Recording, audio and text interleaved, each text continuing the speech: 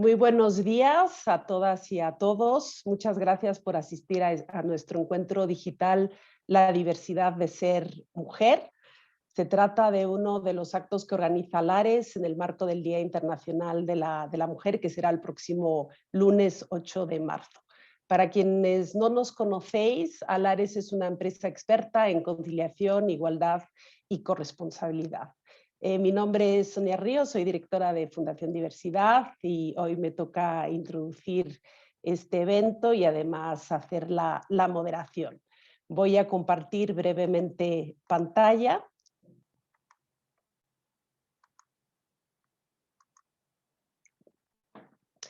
Me acompañan el día de hoy tres mujeres maravillosas. Por un lado tenemos a Mara Aguilera, directora general de Fundación Alares. También está con nosotros Miren Garay, Global Projects Director de Sodexo. Y Idoia Sota, subdirectora de Forbes España. Muchísimas gracias a las tres por acompañarnos el día de hoy. Como os decía, quiero introducir este encuentro con algunos datos recientes. Me voy a referir al Índice Europeo de Igualdad de Género, un índice que mide la brecha que hay entre hombres y mujeres en los ámbitos de trabajo, dinero, conocimiento, tiempo, poder y salud. Como veis, España tiene 72 puntos de 100, está en octavo puesto entre los 27 países de la Unión Europea y por encima de la media. También quiero destacar que en los últimos 10 años ha mejorado 5 puntos en este ranking. Y además mencionaros cuáles son los mejores ámbitos para España. Salud y economía, eso quiere decir que en estos temas la brecha entre hombres y mujeres es menor, o sea, ha ido cerrando un poco. Los mayores retos los vemos en uso del tiempo y educación. Uso del tiempo se refiere pues, al trabajo doméstico no remunerado, que recae mayormente en las mujeres. Y en el tema de educación, la brecha sobre todo está en todo lo que tiene que ver con las carreras STEM, pues, tecnológicas, las ciencias. La mejoría, vamos a decir, más notable está en puestos de poder. Vemos que las mujeres van avanzando en el ámbito político, económico y social. ¿Y qué destaca? ¿Qué dos puntos destaca este índice en relación a España? Pues que sí hay un aumento del riesgo de que de caer en pobreza para las mujeres, también evidentemente vinculado a la situación que estamos viviendo actualmente con la pandemia. Y algo por lo que se congratula Europa pues es el mayor equilibrio que hemos logrado en el Congreso. Viendo ya datos del INE, de nuestro Instituto Nacional de Estadística, pues el tema de los trabajos domésticos, la tarea de cuidado sigue recayendo en las mujeres, un 77% versus un 32% para los hombres. Si vemos a las parejas sin hijos, vemos también que las mujeres dedican el doble del tiempo que los hombres a la casa. Refiriéndome a puestos de poder, hay un 16% de mujeres en comités de dirección y solamente un 3% de CEOs, mujeres, en grandes empresas. Ahí el reto es mayor. Pero una buena noticia es que ya el 87% de las empresas grandes en España disponen de políticas para promover el talento femenino al interior de las empresas, y de estas empresas un poco más del 60% también ya dispone de indicadores, ¿no? Para medir que también están funcionando esta gestión, ¿no? de la diversidad de género. Lo que nos dicen estos datos es que la brecha entre hombres y mujeres ahí sigue, hay que seguir trabajándola, pero el día de hoy yo también me quiero enfocar un poco a cuáles son las brechas o las diferencias que hay al interior del grupo de las mujeres. Es decir, cuando queremos acceder a un empleo, la dificultad para una mujer con discapacidad es la misma que para una mujer sin discapacidad. A la hora de querer alcanzar un puesto directivo al interior de una gran empresa, una mujer lesbiana tiene mayor dificultad que una mujer heterosexual para subir. ¿Qué pasa con las mujeres extranjeras? ¿Cuáles son sus dificultades? Aquí vemos en esta imagen pues la gran diversidad, disculparme, que hay también dentro del colectivo de las mujeres. Por eso es tan importante tener una perspectiva interseccional a la hora de plantear cualquier política o iniciativa dirigida a mejorar la vida de las mujeres o a promocionar el talento femenino. Y revisar que estas políticas enfocadas a las mujeres no dejen a ninguna mujer fuera. Hasta aquí mi breve introducción. Quiero dejar de compartir pantalla para dar paso a la primer invitada. Voy a empezar con Miren Garay de Sodexo. Miren, tu identidad se engloba pues, en 3 características. Podríamos decir, bueno, evidentemente eres mujer, eres también lesbiana y eres directiva. ¿Cómo has logrado tú romper tu techo de cristal? Cuéntanos, por favor. Gracias. Bueno, Sonia, buenos días a todos y ante todo agradeceros que me invitéis al webinar y poder un poco contar mi punto de vista y mi pequeña historia, ¿no?, en todo esto. Como bien has dicho, pues sí, soy mujer, soy lesbiana y bueno, tengo un puesto directivo dentro del grupo Sodexo, lo cual evidentemente no ha sido fácil. A lo largo de mi carrera he sufrido discriminación.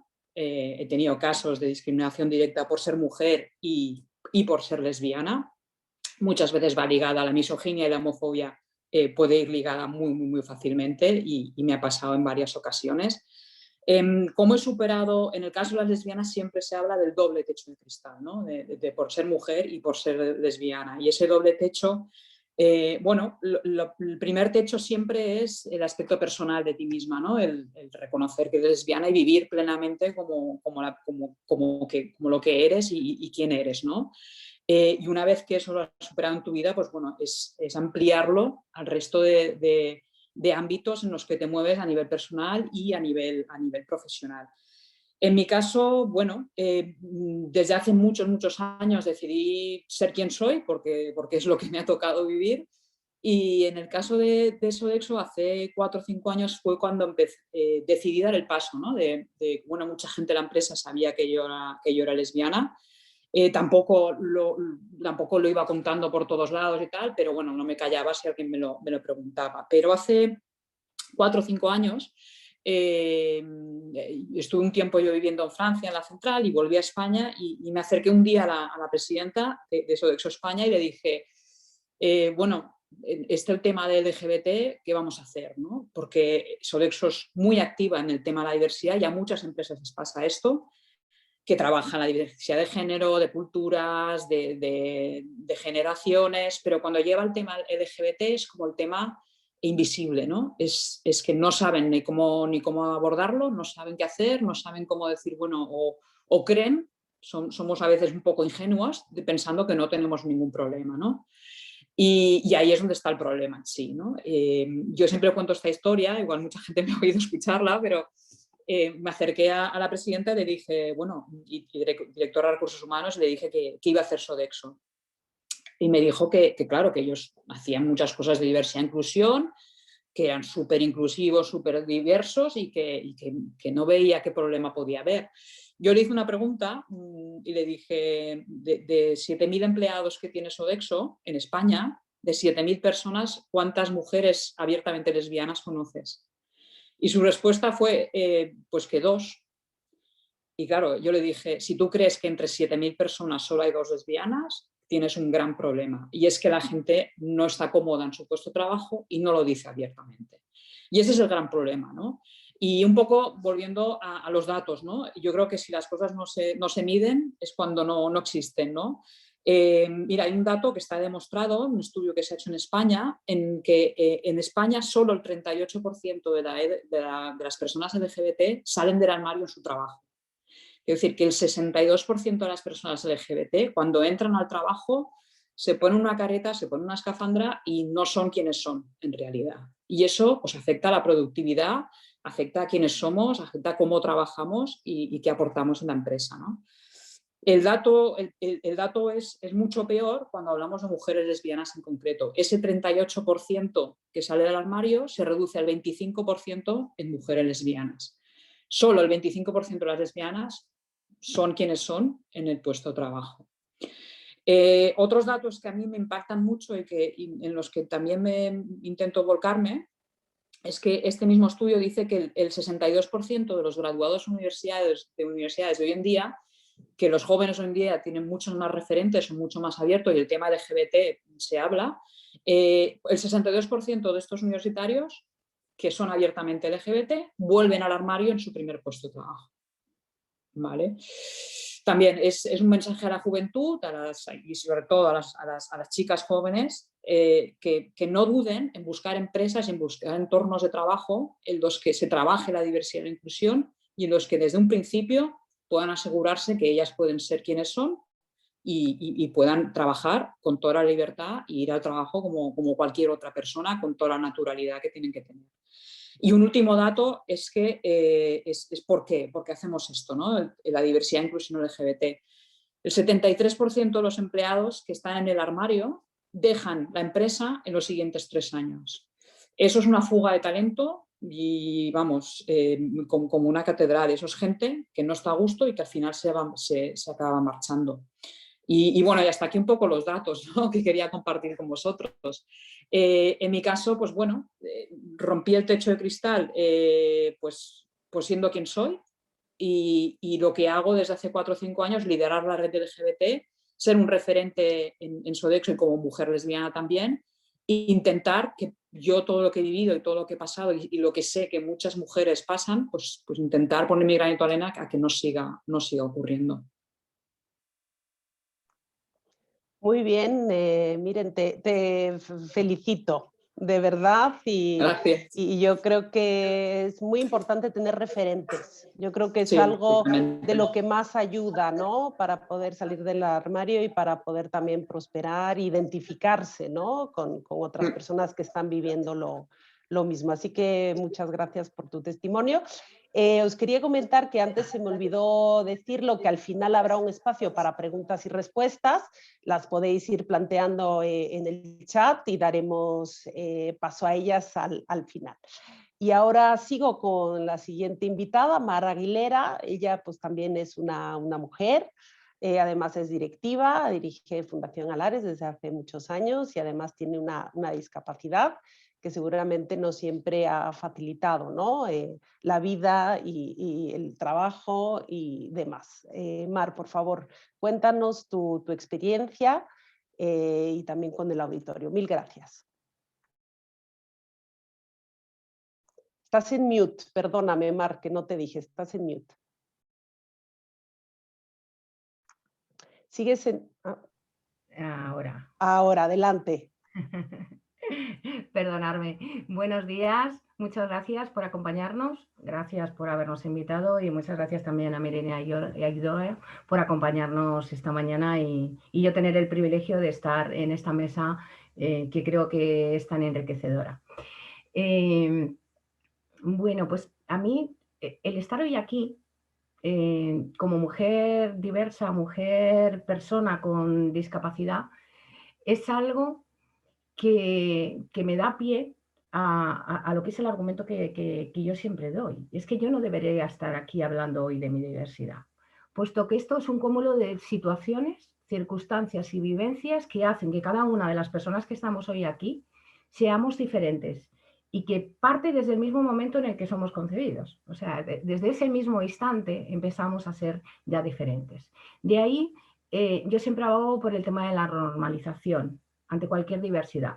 Tendemos a etiquetar de no normal aquello que no es habitual. Y eso lo que crea son minorías y discriminaciones. Dicho esto, hoy estoy aquí a piel descubierta para normalizar situaciones que llamamos diversidades y que es la que me voy a centrar hoy, contando un poco de mi experiencia personal, ¿no? Características de mi persona que en algún momento pueden ser una barrera para mí o para cualquier otra mujer.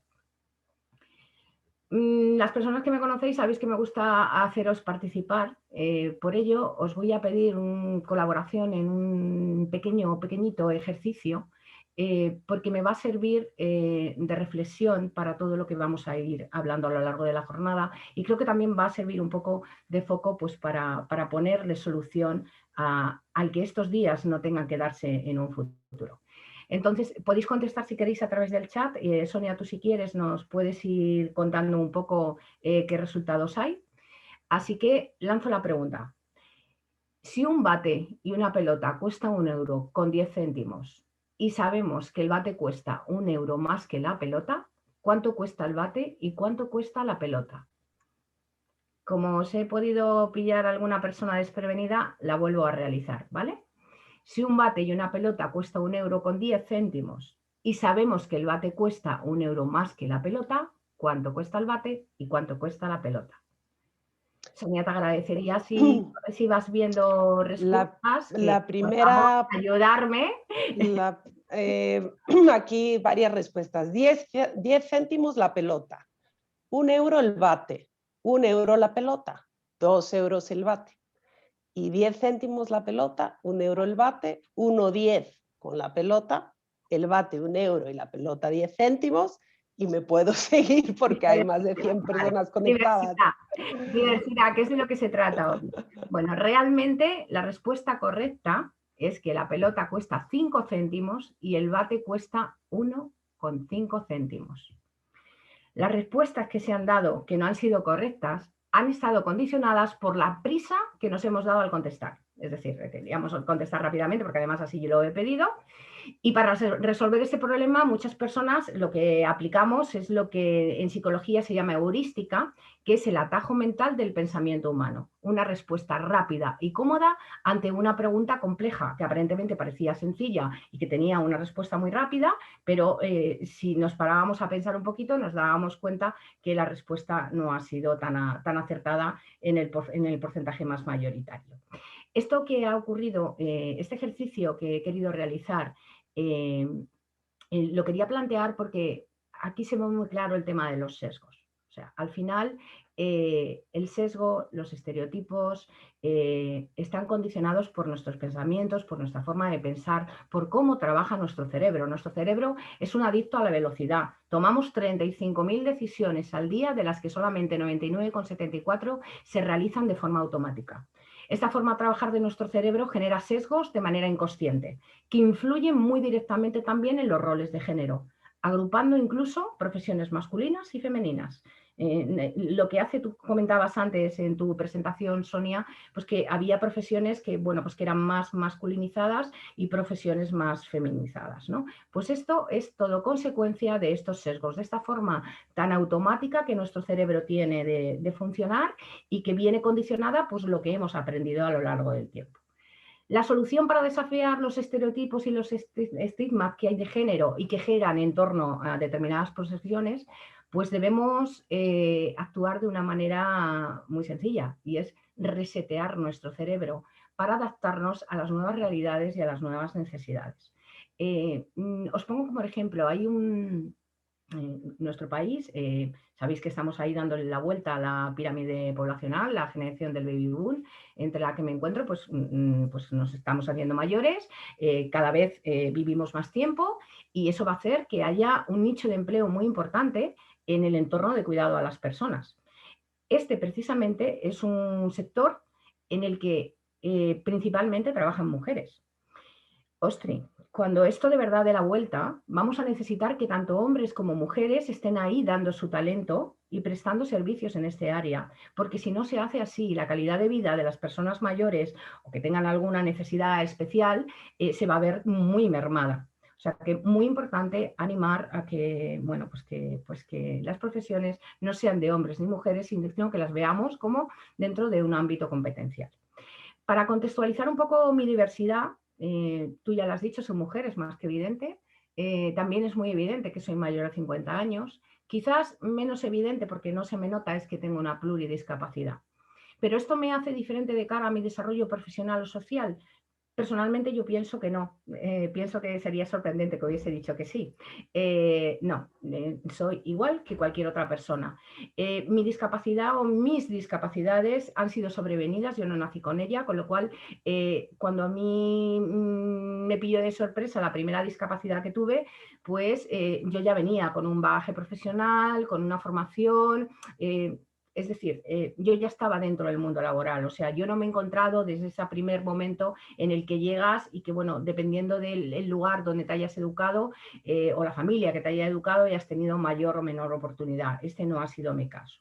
Pero sí que es muy importante que, a pesar de todas estas diversidades que yo he dicho antes, que son las que yo llamo etiquetables, ¿no? Que son las que tienen mayor visión, yo no soy igual a ninguna otra mujer que tenga esas mismas características, porque hay otras características internas que están repletas en todas las personas, no solamente en mí, sino en todas, y que son características que van mucho más allá de nuestras diversidades biológicas o psicológicas. Podemos hablar de importantes, muy, muy importantes, como el tema de personas con mayor dinamismo, menor dinamismo, que además depende para qué tipo de empleos es mejor tener una competencia u otra. Más creativos, menos creativos, personas más metódicas, menos, tener valores diferentes, las competencias que nos hacen también distintos, las percepciones de la vida también nos marcan mucho a veces nuestra forma de actuar, de pensar e incluso de trabajar, y las situaciones familiares que también afectan a todo ello. Personalmente, como decía, mi condición de discapacidad no me ha generado ningún problema nunca, ¿vale? Porque yo he intentado asimilarlo de la manera, bueno, pues me tocó y bueno, lo que sí decidí en un momento determinado fue contarlo abiertamente. Y a cada a cada foro que iba hace ya 14 años, he ido contando que tengo discapacidad, porque esos estigmas, esos estereotipos que se genera y que genera nuestro ser inconsciente, que quizás es el más discriminador que hay, porque no le controlamos, es lo que hace que se discrimine a una persona con discapacidad. Entonces, por eso siempre lo cuento. Y muchas personas ante esto me he encontrado con situaciones que me dicen, pero ¿y qué te pasa? ¿Tienes muchas depresiones al día? ¿Te dan depresiones de vez en cuando? Y, no, yo tengo una discapacidad física, varias, y una sensorial. De momento no tengo ningún problema a ese nivel. Podría tenerlo, ¿por qué no? Pero bueno, estaría solucionado muy probablemente si estuviese en tratamiento. Pero ¿por qué pensamos que cuando a alguien no se le nota tiene una discapacidad que está un poco ligada al tema psicológico? Contaros que hace un poco tiempo he tenido 8 vértebras rotas. Esto ha hecho que durante 3 meses de mi vida, en este periodo de pandemia en el que todos hemos estado encerrados, yo además de estar encerrada, me los he pasado mirando al techo. Esta situación me ha dado la posibilidad y la oportunidad de comprobar la importancia de analizar y pensar lo que hacemos, porque era lo único que podía hacer. Como no podía mover prácticamente absolutamente nada, lo único que podía era pensar. Y en ese momento fui capaz de ver cómo el ejercicio que hemos hecho antes, que os he puesto de manifiesto, es algo que hacemos en el día a día y que al final perjudica en mayor o menor medida a ciertas personas cuando no nos paramos a analizar determinadas situaciones. Podría decir que mi cerebro, antes de tener estas 8 vértebras, que a cualquiera le puede sonar así como ¡ay, qué horror! Pues en este caso ha sido positivo, porque antes de eso yo tenía el Fernando Alonso de los cerebros y en este momento he conseguido que mi cerebro sea consciente y equilibrado cuando la situación así lo merece. Esto no sé cuánto tiempo me durará, pero voy a intentar que sea a lo largo de toda mi vida. Por el contrario, sí hay algo que ha marcado muy claramente mi diversidad, y es mi condición como madre de 4 hijos varones. Esto no solamente me llevó en su momento, porque mis hijos ya son mayores, hasta soy abuela, no solamente me llevó a hacer un encaje de bolillos cuando tenía que recoger las notas, que las recogíamos justo el mismo día, sino también que tuve que gestionar la parte emocional cuando el resto de madres, incluso amigas, me llamaban mala madre, porque yo trabajaba a jornada completa y viajaba teniendo 4 hijos. Esto, que aparentemente parece que no tiene gran importancia, fue lo que en aquel momento me hizo ver lo que era de verdad la diversidad. Porque yo, como trabajaba todo el día, pues no tenía la oportunidad de lo que ocurría en el colegio de mis hijos, que el 100% de las mamás eran las que iban a buscar en aquel momento a sus hijos y a sus hijas a clase. Cuando llegaba el día de carnaval, nos encontrábamos con que la profesora o el profesor nos mandaba un papelito con unas instrucciones para hacer el disfraz. Vale, pues yo seguía al pie de la letra esas instrucciones. Pues qué gran sorpresa, cuando llegaba el día de carnaval, mis hijos eran los diversos de ese carnaval, porque el resto de mamás habían tenido la oportunidad de poderse reunir todas ellas y innovar el traje y convertir lo que el papel decía en otra cosa totalmente diferente. Entonces ahí comprendí dónde estaba la diversidad, porque la diversidad en aquellas clases de mis 4 hijos solamente se producía en 2 y 3 casos y se veía claramente ese día. O sea, era donde se veía donde estábamos esas malas madres que trabajábamos y esas otras madres que decidían pues trabajar a media jornada o que habían decidido no trabajar. Con esto no quiero decir que se sea mejor o peor si se toma una decisión, sino simplemente que tenemos que ser libres y poder tomar la decisión que queramos. También decir que esto, el haber convivido con varones, con cinco hombres en mi casa, ha marcado muy claramente mi forma de pensar y ver la vida. Me ha enseñado y otorgado habilidades que de otra forma quizás no hubiese conseguido. Una empresa inclusiva debe valorar la diferencia, aprovechar la riqueza que aporta, generar empatía con cada persona y por ende mejorar la convivencia en el entorno laboral. ¿Pero qué busca una empresa cuando tiene que cubrir una vacante? Personas con talento, si hablamos así en términos generales, compromiso, que tenga valores, que cumplan con el perfil competencial, por supuesto, pero debe suponer un problema que la persona tenga algún tipo de diversidad. ¿De las que estamos hablando hoy aquí o de cualquier otra que no estamos hoy tratando? Pues evidentemente no. Porque a mayor diversidad en la organización, mayor impacto en el modelo económico. Y eso está claramente demostrado. ¿Qué empresa en este momento, la que está cayendo fuera, puede perderse el talento que aporta la diversidad dentro de una organización? Yo creo que ninguna. Por ello, vuelvo a incidir, y es muy importante que hay que gestionar no solamente estas diversidades que yo llamo de origen, como pueden ser la discapacidad, puede ser el LGTBI o puede ser la edad, que son las que son etiquetables y están ahí como muy patentes y se trabajan, sino también trabajar aquella diversidad de destino, que es la que realmente marca mi personalidad, como comentaba antes. A veces tendemos a pensar que una persona que ha nacido en Marruecos, pues ya porque tiene rasgos de raza y porque ha nacido en Marruecos, pues ya es una persona islámica. Pues no tiene por qué pertenecer a esa religión. Entonces, es muy importante que las empresas trabajen, como mencionaba anteriormente Miren, y conozcan cuál es la diversidad de su plantilla para saber exactamente qué planes son los que tienen que poner en marcha. Si se trabajan ambas diversidades, tanto los visibles como las invisibles, cualquier organización garantizará la innodiversidad, que es lo que finalmente nos dará esa competitividad. Bajo mi punto de vista, y creo que vamos a coincidir todas las personas que estamos aquí, debemos crear entornos de trabajo diversos, una sociedad inclusiva que nos dé los mismos derechos y las mismas libertades con independencia de cuál sea nuestra diversidad, porque solo así conseguiremos lo que de verdad nos une y nos hace iguales. Y es que toda persona quiere ser feliz, con independencia de que la felicidad sea diferente para mí que para ti, pero es lo único que de verdad nos une. Muchas gracias, Mar, por compartir tu testimonio. Por ser madre de 4 hijos, yo estoy muy impresionada, de verdad. Y además por ser, bueno, pues mujer directiva y estar ahí al pie del cañón día a día. Voy a pasar el turno a mi última invitada, Idoia Sota. En este tema de igualdad, diversidad de género, pues no es solamente importante lo que hacemos, sino que también lo que decimos y cómo lo comunicamos. Idoia ahora está en la subdirección de Forbes España y pues le quiero preguntar, ¿no? ¿Cuál es el papel de los medios de comunicación hoy en día en esta agenda a favor de la diversidad, la inclusión y pues la igualdad también? Adelante, Idoia, muchas gracias por estar aquí. Muchas gracias por invitarme. Es un privilegio poder contar aquí mi punto de vista y que va a estar también muy ligado a mi propia experiencia. Como decías, el papel de los medios de comunicación a la hora de comunicar la diversidad es fundamental.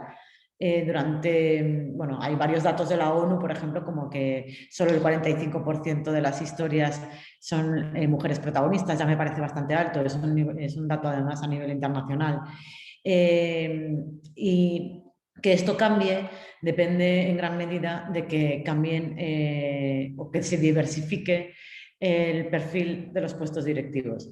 Ahora mismo solo el 27% de los puestos directivos en medios de comunicación son ocupados por mujeres.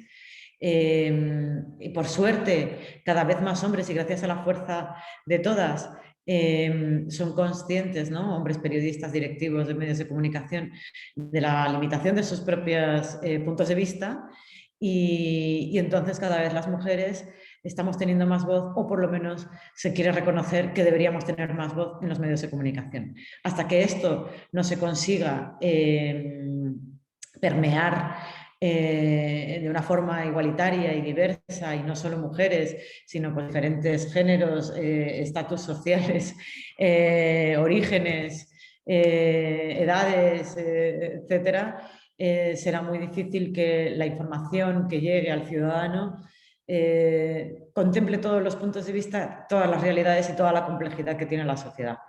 Por una parte, quería hablar muy brevemente de mi experiencia personal, porque creo que hay muchas mujeres que también se pueden sentir identificadas. Por un lado, en realidad yo soy casi la más normativa de las mujeres, ¿no? Blanca, heterosexual, además, bueno, pertenezco a un entorno social de clase media, media alta, bueno, estoy en plenas capacidades. Por suerte, no he tenido ningún tipo de accidente, o sea, quiero decir, soy la más normativa de las mujeres. Y sin embargo, sí que tengo una experiencia que comparte, yo creo, gran parte de mi generación. Por un lado, tenemos una generación inmediatamente sobre nosotros que fueron los primeros con una formación universitaria masiva en España, con un acceso ilimitado casi a puestos de trabajo, porque todavía había una gran bolsa de trabajo en este país, y que vivieron la bonanza.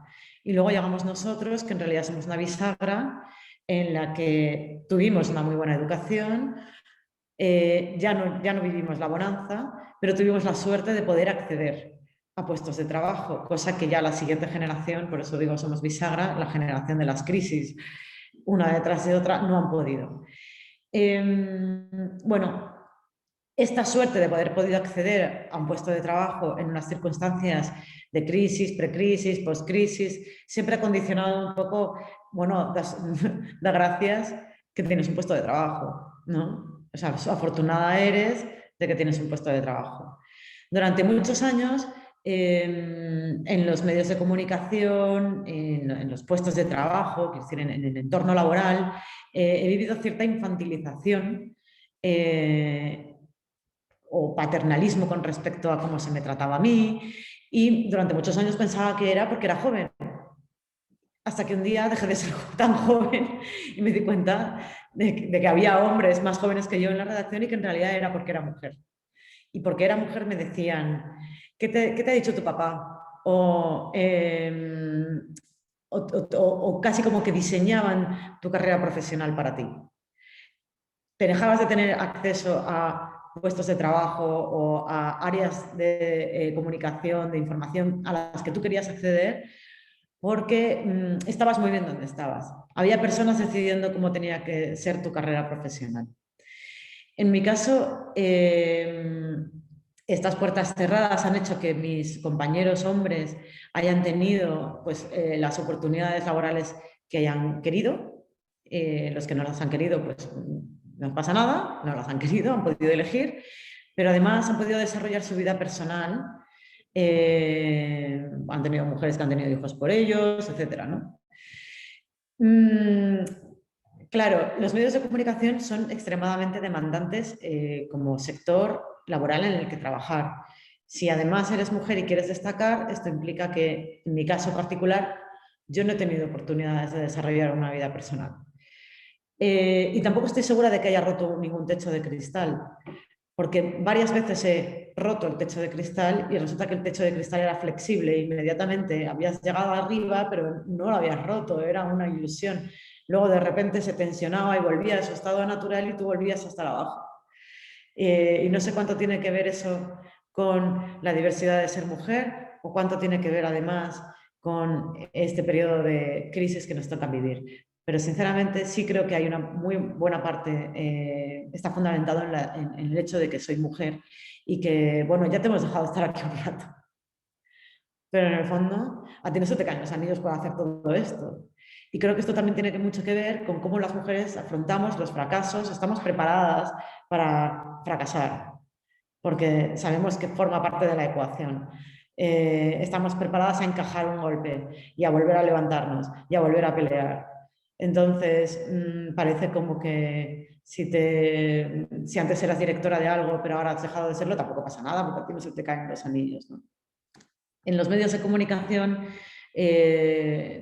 por tanto, durante muchísimos años, las mujeres han sido tratadas como personajes secundarios de las noticias principales, o de los sectores principales o de las informaciones principales que se trataban, porque quienes estaban haciendo el relato eran hombres. Entonces hay un mecanismo psicológico que realmente nos hace sentir más seguros y seguras, que es empatizamos mucho mejor con nuestros pares. Los hombres eran los que estaban tomando primero la decisión de qué noticias se daban y segundo la decisión de cómo se daban. Entonces ellos durante mucho tiempo pensaban que los lectores eran ellos mismos, sus pares, otros hombres blancos heterosexuales españoles. Y muchísimas noticias se redactaban solamente para estos lectores, sin considerar que había muchísimas mujeres que eran lectoras suyas también. ¿Cuál era la información que tenían que leer las mujeres? Cotilleo, maquillaje, moda, en general lecturas fáciles y livianas. Y entonces cuando hacíamos una revista femenina era ese tipo de información en el que se redactaba. Yo muchos años he estado revelada porque de repente me parecían insustanciales. ¿Por qué las revistas femeninas tenían que ser insustanciales y las revistas masculinas molaban? Y molaban los reportajes de investigación que presentaban, ¿no? Por suerte todo eso está cambiando, como decía en un principio, gracias a la fuerza de todas y gracias a que cada vez más tenemos voz las mujeres dentro de los medios de comunicación. Pero la consecuencia de que no haya una enorme diversidad dentro de los medios de comunicación es ese triste resultado final de las noticias que se presentan. Aparte de que el contenido que se dirigía a las mujeres era más liviano, el que se dirigía a los hombres hablaba solo de hombres, también el que se dirigía a los hombres presentaba a las mujeres en unos clichés, en unos roles de género preestablecidos, que como decía Mar, responden a esos sesgos en el que el pensamiento humano, a los que el pensamiento humano recurre para poder resolver problemas, ecuaciones de forma rápida. Y entonces pues la mujer era esta especie de accesorio pintoresco que tienen los hombres en la vida. Y entonces pues estaba como su emprendedora esposa, la bella socialité y todo este tipo de personajes, ¿no? Las mujeres de los futbolistas, de repente, ¿por qué tenemos que hacer el 11 de las mujeres de los futbolistas? Estas señoras son unas señoras que se han casado con un futbolista y algunas habrá que quieran aprovechar esa circunstancia para hacer su propia carrera y ser una cara conocida y otras que no, ¿no? Entonces, bueno, ahora mismo, que acabo de incorporarme hace 4 semanas a Forbes, he tenido la suerte inmensa de llegar a un equipo en el que, en mi punto de vista, como mujer es valorado, es querido, es deseado. Y además me he encontrado con un proyecto muy bonito que es Forbes Woman, así es como se llamaba, habían salido 2 números, y que sale esta semana que viene en el kiosco, el 3er número, que es el que se ha hecho desde que yo he llegado, el 3er número. Y este 3er número le hemos cambiado el nombre, ya no se llama Forbes Woman, se llama Forbes W, precisamente porque creíamos que cerrarlo tanto a woman era no dejar la puerta abierta a la diversidad que debería contemplarse en esta cabecera. Y entonces sucede esta cosa divertida que hay gente que viene y te dice, de verdad hacía falta separar. Y entonces es una muy buena pregunta, en realidad. Nosotros en Forbes no vamos a dejar de sacar mujeres. Qué tontería, al revés. Más mujeres van a salir y cuantas más mujeres salgan y deben salir en la representación que tienen en la sociedad, en ese porcentaje de representación, nivel de importancia que tienen en la sociedad. Pero Forbes W es necesario porque realmente los referentes femeninos necesitan ser reforzados. Es decir, si yo ahora voy a la calle y hago una encuesta y pregunto a X personas aleatorias que me encuentren en la calle, dígame 5 mujeres directivas en España, es muy probable que este 1, 2, 3 lo suspenda una gran mayoría de la población, porque muchos se quedarían en Ana Patricia Botín y luego pues ya no sabrían muy bien por dónde seguir. Y esto en parte es porque, uno, las mujeres que han llegado a puestos directivos además son muy celosas de su privacidad y de su vida personal, y para ellas la conciliación forma parte también de: yo no he venido aquí a ser directiva para ser famosa, este es mi puesto de trabajo, esto es el trabajo que yo hago de lunes a viernes, de X a X hora, y luego está mi vida personal. Y yo no quiero que de repente esto se convierta en no quiero convertirme en un mono de feria. Y esto también tiene que ver con cómo los medios de comunicación hemos tratado a estas mujeres directivas como si fueran una rareza y efectivamente un mono de feria. Eso por un lado. Por otro lado, porque creo que a las mujeres nos ha tocado entrar en los puestos directivos y ser reconocidas en el tiempo en el que además nos hemos dado cuenta del que el trabajo no se reconoce en una sola persona, sino en los equipos. Históricamente, los hombres que lideraban equipos tenían a muchísimas mujeres en sus pues, equipos de investigación, en la redacción de uno de los libros más influyentes en la historia de la economía, etcétera, y ellos eran, o en los estudios de arquitectos, ellos eran los que ponían la firma y la cara, detrás estaban las personas que estaban complementando ese trabajo. Ahora, las mujeres que están dirigiendo esos equipos, sin embargo, también somos conscientes de que en realidad nada de esto hubiera sido posible sin el trabajo de equipo, y hacemos esa doble función de empujar para que se reconozcan los equipos y que se nos reconozca a nosotras. Forbes Women es necesario, Forbes W es necesaria como revista para reforzar estos referentes femeninos y ponerles caras y nombres, porque si no la sociedad queda coja, y es nuestra responsabilidad como medios de comunicación ofrecer toda la diversidad y complejidad que tiene la sociedad y las empresas españolas. Muchísimas gracias, Idoia, y mucho éxito en Forbes España. Me compraré la revista, sin duda. De verdad, muchísimas gracias por compartir tu perspectiva. Bueno, quiero seguir con Miren Garay, porque hay varias preguntas del público dirigidas a ella en particular. Miren, me preguntan un poco por el trabajo que habéis desarrollado en Sodexo, en todo este tema LGBTI. Primero, ¿cuáles crees tú que son como esas acciones que tú crees que han movido la aguja, ¿no?, para este colectivo? Y luego, más en particular, hay una persona que también le gustaría saber si tenéis alguna acción especial en el tema mujeres y hombres transgénero, ¿no?, que dentro de este colectivo, pues seguramente, bueno, pues tienen... se enfrentan a problemáticas pues, más complejas. Así que adelante, Miren. Vale, pues gracias por las preguntas, muy interesantes. Bueno, ¿qué pasos se hicieron desde los 4 o 5 años que decidimos echar para adelante la diversidad e inclusión LGBTI en España? Lo primero, y como comentabas tú, Sonia, era el tema del referente, ¿no? Es decir, coger una persona, y cuanto más alta del equipo directivo mejor, y que fuera el referente de decir, bueno, pues hola, soy Miren, soy lesbiana y no tengo ningún problema en explicaros mi vida y en hablaros y en ser abiertamente LGTBI dentro de esta organización. El segundo punto muy importante fue la sponsorización por parte de la presidenta de Sodexo España, y directora de Recursos Humanos y de todo el COMEX de España. Es muy importante que desde arriba, se empiece desde arriba, de que el apoyo lo tengas desde arriba para cualquier acción y cualquier política que quieras implantar. Seguidamente, bueno, teníamos la suerte de que Sodexo es un grupo muy grande y tiene ya un chapter propio del tema de diversidad e inclusión LGBT que se llama Pride a nivel global, y ya digamos que el Pride ya te marca cómo implantar Pride dentro de un país, qué pasos hay que dar y qué diferentes acciones puedes tomar, ¿no? Acciones como, por ejemplo, de las primeras cosas que hicimos fue crear la red, ¿no? De yo ir por las oficinas, ir a la gente y decirles, bueno, vamos a crear la red, ¿no? Un poco yo iba a ciegas, ¿no?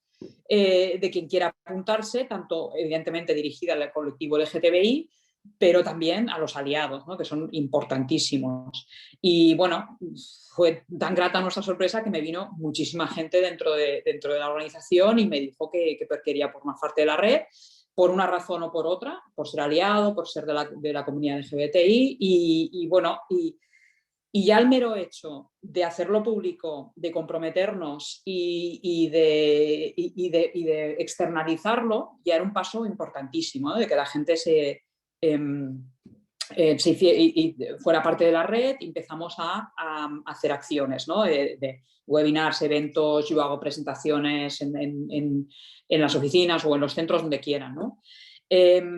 Otra de las acciones para mí muy importante es que nos adherimos a REDI, que es la Red Empresarial por la Diversidad e Inclusión LGBT, que se implantó en España hace ya 3 o 4 años y que bueno, engloba a las grandes empresas en España, que somos parte de la asociación, y también pequeñas y medianas empresas y otro tipo de organizaciones, ¿no? Eso te da el apoyo, te da la visibilidad y sobre todo es una forma de comprometernos, ¿no? De decir, nosotros tenemos esta política, la seguimos y hacemos todo tipo de acciones para que nos vean, ¿no? Y dentro de Reddit nosotros tenemos clientes que bueno, pues es una forma también de entrelazar y de hacer negocio de todo esto, en el sentido de que buscas empresas que también estén en tu onda, ¿no? En este sentido.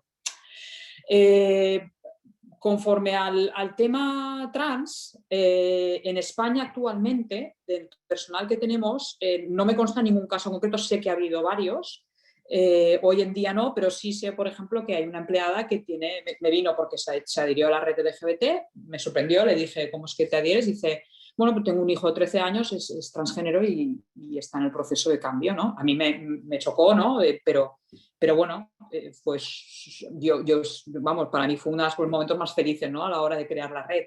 Sí que tenemos a nivel global, dentro del Chapter Pride, sí tenemos un protocolo de actuación en el caso de que un empleado haga la transición en su puesto de trabajo en Sodexo, ¿no? A Sodexo le facilita tanto las bajas como cobertura médica si se lo cubre el seguro médico de Sodexo, si tiene que darse de baja, y luego el protocolo también es de que si una persona hace la transición dentro de Sodexo, qué pasos a seguir de esa persona, cuánto dura, cómo lo hace, qué apoyos puede tener desde recursos humanos o desde diversidad e inclusión, pero también para el resto de compañeros, de que esta persona, pues, de un día para otro, pues evidentemente va a venir completamente cambiada, ¿no? Para preparar, para comunicar.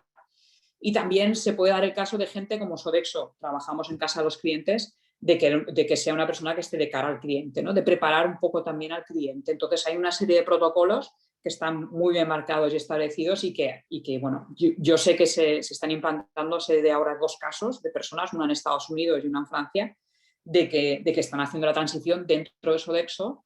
Y cuando he hablado con estas 2 personas, que las conozco personalmente, la historia es fascinante. Cuando te la explican, casi se te salen las lágrimas, pero bueno, dices tú, ¿cómo a los 40, incluso a los 50 y pico años, esta persona de Estados Unidos decides cambiar, ¿no? Dice, mira, primero porque sí, porque soy como soy y tal. Y dice, y segundo, que ahora dentro, trabajando en Sodexo, me siento respaldada y me siento apoyada para dar el paso, para hacer la transición y hacer el cambio, ¿no? Y bueno, estas son un poco las preguntas. Muchas gracias. Muchas gracias. Miren, tenemos poquito tiempo. Voy a lanzar unas preguntas más. Os pido que seáis breves porque si no, no vamos a poder responderlas todas. Mar, brevemente, ¿no? ¿Cómo podemos hacer en las organizaciones para que las personas Por un lado, salgan del armario. Por otro lado, digan o comuniquen si tienen una discapacidad. Es decir, como empresa, ¿qué acciones podemos llevar a cabo para facilitar que las personas, bueno, pues se permitan a sí mismas ser quienes son? Gracias. Quítate el mute. No funciona bien mi ratón. Bueno, pues yo creo que un poco la respuesta la ha dado Miren con el protocolo que ellos tienen de cara al tema del LGTBI, pero se basa principalmente pues, en eso, en crear un entorno de trabajo inclusivo donde yo me sienta cómoda, ¿no? Donde de una manera se hable abiertamente de todas las diversidades y se eliminen esos estereotipos que se generan alrededor de ellas. Y eso se hace pues, a través de jornadas de sensibilización, a través de jornadas de concienciación, trabajando el tema de los sesgos inconscientes, porque es muy importante que estas jornadas de sensibilización tengan también esa parte de cómo trabajar ese sesgo que es el que mayor discrimina. Y, por supuesto, pues luego después haciendo foros, grupos de trabajo en las determinadas diversidades. De esa manera es cuando todo fluye. Cuando tú haces que algo sea natural, al final acabas teniendo datos de todo tipo, porque la gente acaba manifestándose y contándote su diversidad porque sabe que no la vas a prejuzgar, que vas a estar con ella sin ningún problema y que su trabajo va a ser el mismo, igual de valorado. Y creo que con esto doy un poco respuesta rápida a la pregunta. Muchas gracias, Mar. Idoia, dentro de tu profesión, bueno, ya lo comentaste, ¿no? La mujer siempre ha estado más vinculada, asociada a temas de estilo, vida, sociedad, cultura, los hombres quizás más temas económicos, deportivos. ¿Eso está cambiando?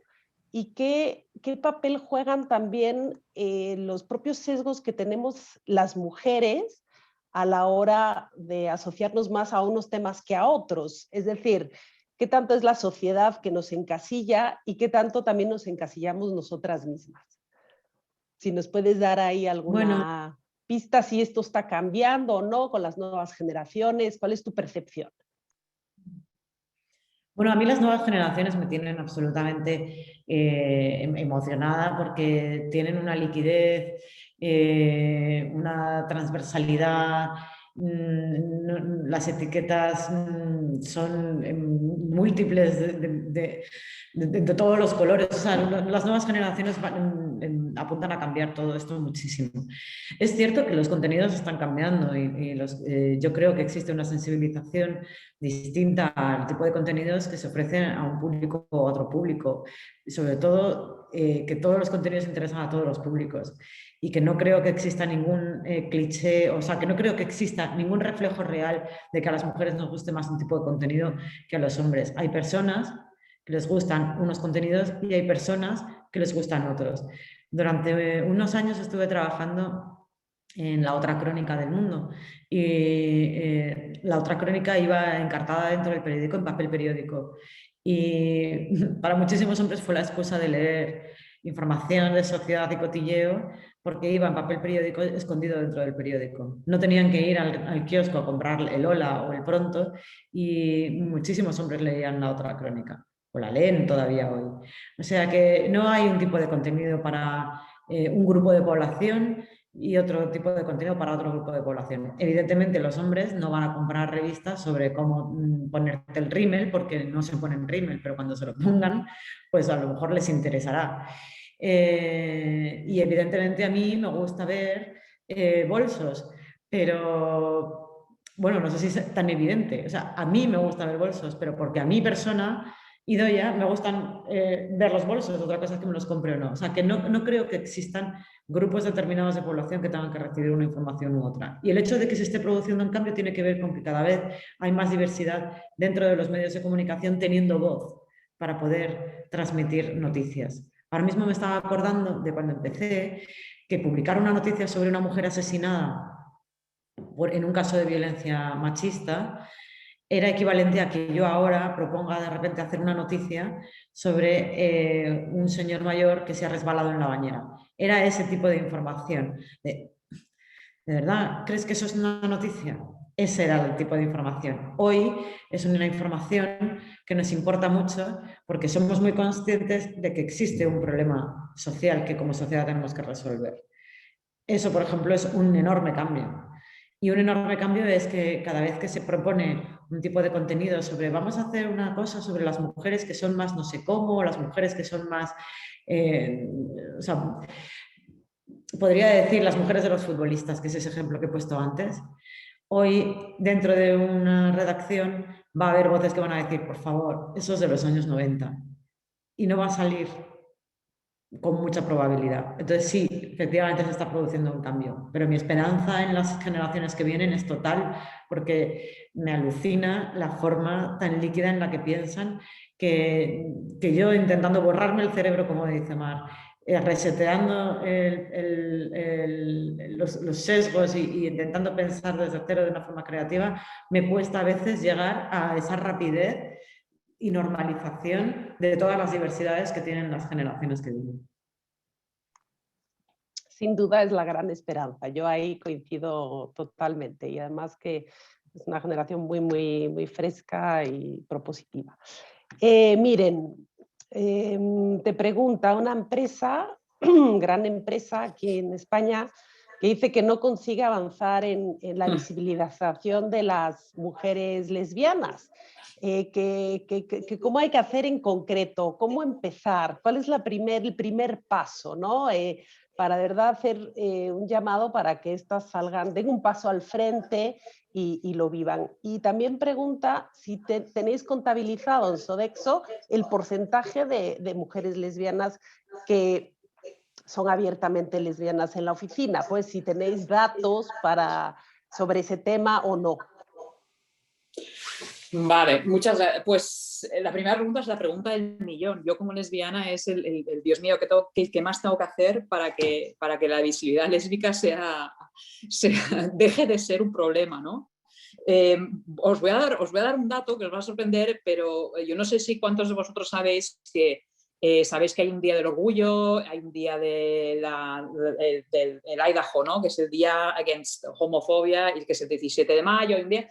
Pero hay un día en concreto, que es el 26 de abril, es el Día Internacional de la Visibilidad Lésbica. No es el Día de las Lesbianas, es el Día de la Visibilidad Lésbica. Con lo que tenemos un problema muy gordo.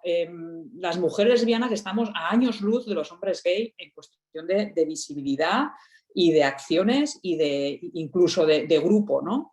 Y yo no me cansaré nunca de seguir impulsando y de seguir apoyando y de yo poner mi granito de arena y hacer como estoy hoy, ¿no? Es decir, soy lesbiana y lo digo y no hay ningún problema, ¿no? Incluso digamos abiertamente la palabra lesbiana, ¿no?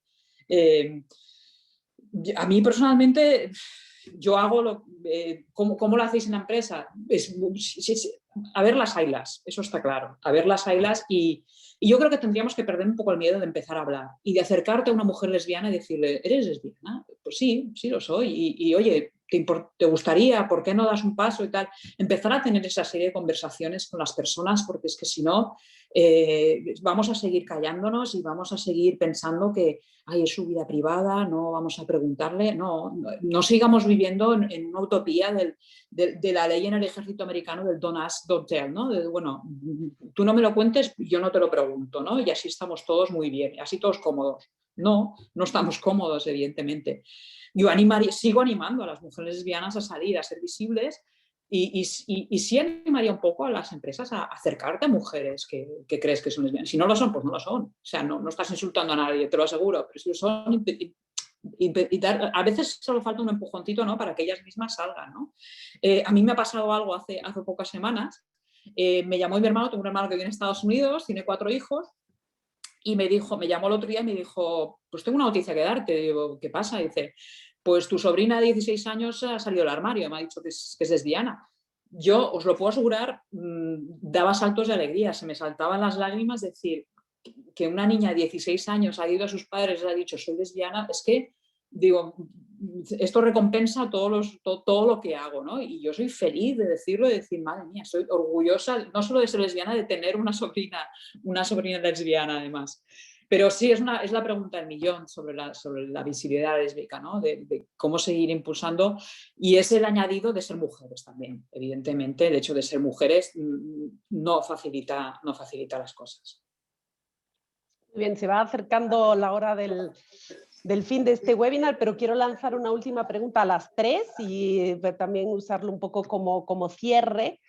Es el Día Internacional de la Mujer, somos todas mujeres aquí en este webinar, pero es verdad que los hombres pues también son parte de la solución, ¿no? En este camino hacia pues ir cerrando brechas de género, etcétera. Entonces pregunta a alguien ¿qué opinamos de incluir a los hombres, ¿no? en nuestros networkings de mujeres que podemos tener. O si no, ¿cómo incluirlos? ¿Cómo hacerlos partícipes pues, de esta agenda y que sean parte de la solución? Y os pediría que, bueno, puedes seguir Mar, Idoia y cerrar Miren y cerrar así este webinar. Mar, adelante. Estás en mute. Hoy el ratón me está dando muchos problemas. El ratón es masculino. Fuera de bromas. Bueno, efectivamente la clave es esa. La clave es que tanto hombres como mujeres vayamos al mismo paso. No se trata de que nadie vaya por delante ni por detrás, sino simplemente, pues eso, al mismo paso. Incluyéndonos, a mí hay una de las cosas que he visto a lo largo de todos estos años, y es que cada vez que iba a una jornada en la que se hablaba de diversidad de género, éramos solamente mujeres. Y yo decía, pero bueno, es que solas es imposible que hagamos nada. O sea, aquí estamos muy bien debatiendo y hablando de que los hombres no nos dejan, cuando también hay que decir que en algunos casos, y sobre todo en las personas de mi generación, somos las primeras que hemos puesto muchas trabas, y yo también, ¿eh? Yo he sido la superwoman de que cuando había que llevar a mis hijos al colegio, al médico con una cosa importante, yo no dejaba a mi marido porque decía, es que él no sabe, la lista soy yo. Entonces, yo he sido muchas veces la que me he llevado más piedras a la espalda por mi cultura, ¿no? Entonces, importantísimo que los hombres estén ahí, que formen parte de todo esto, que den ideas, ¿no? De lo que está pasando, porque ellos seguramente tienen una percepción que nosotras en algunos casos, si no contamos con ellos, nos estamos perdiendo. Entonces, importantísimo que formen parte de ese grupo y, como digo, caminar al mismo paso, ni delante ni detrás, somos personas, que es de lo que hablaba al principio de toda la jornada. Idoia, por favor. Bueno, yo estoy muy a favor de que los hombres no participen en muchas de nuestras conversaciones. Porque sinceramente creo que las mujeres durante mucho tiempo hemos estado aisladas. Entonces creo que necesitamos reconocernos, comunicarnos nuestras problemáticas, darnos cuenta de que no estamos solas en algunas cosas que nos van pasando, darnos cuenta de que es algo sistemático y ponerlo sobre la mesa, trazar estrategias y fortalecer nuestra red. Y una vez que tengamos eso conseguido, porque la presencia de hombres en esta conversación primera distorsiona, yo creo, la dinámica. Y además no están a priori tan dispuestos, porque no son parte primera interesada en hacer esta limpieza de cerebro y empezar a pensar desde cero. Luego, es verdad que los seres humanos en general tendemos a proteger lo nuestro.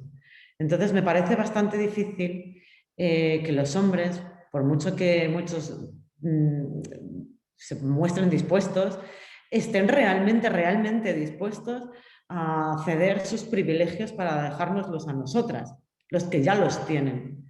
Entonces, yo leía un artículo de un hombre que decía: siempre he sido súper feminista, fui muy feminista durante toda la carrera.